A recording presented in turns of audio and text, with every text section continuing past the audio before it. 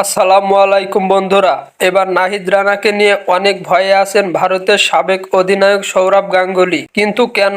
নাহিদ রানার প্রতিটি বল 154 গতি বলেই কি ভয়ে আছেন, না অন্য কোনো রহস্য আছে এর পিছনে? জানতে হলে পুরো ভিডিওটি সম্পূর্ণ দেখুন।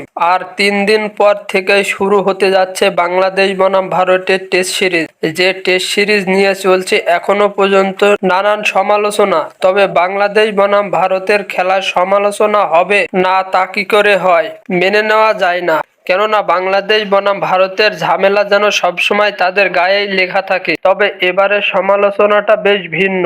এবার সমালোচনা তুলেছে ভারতের সাবেক অধিনায়ক সৌরভ গাঙ্গুলীকে নিয়ে। তিনি নাকি বাংলাদেশের নতুন পেস বোলার নাহিদ রানাকে নিয়ে বেশ ভয়েই আছেন। তার বলের গতি প্রায় 154 গতি ছুঁই ছুঁই। এতটা ভয়ঙ্কর বলের গতি কিভাবে সামলাবে সৌরভ গাঙ্গুলীর বাহিনী? তাই তো তিনি সংবাদ সম্মেলনে এসে নাহিদ রানাকে নিয়ে কিছুটা হলেও ইঙ্গিত দিয়েছে। তিনি বলেন, বাংলাদেশের ভয়ঙ্কর পেস বোলার নাহিদ রানা এত গতির বল করে তা আমি আগে কখনো বাংলাদেশে কোনো প্লেয়ারদের দেখিনি। তার বল যদি একবার আমাদের প্লেয়ারদের গায়ে এসে লাগে তাহলে তাদের অবস্থা কি হবে একবার কল্পনা করে দেখুন আপনারা। আমরা চাই না নাহিদ রানার বলে এমনটা হোক, তাই আমি আমার প্লেয়ারদের মানা করে দিয়েছি যে তার বল খুব ভালো করে দেখে খেলতে। তো দর্শক, নাহিদ রানাকে নিয়ে সৌরভ গাঙ্গুলীর এত ভয় পাওয়ার কারণে আপনাদের কেমন অনুভূতি হয়েছে তা অবশ্যই কমেন্ট বক্সে জানাবেন। ধন্যবাদ।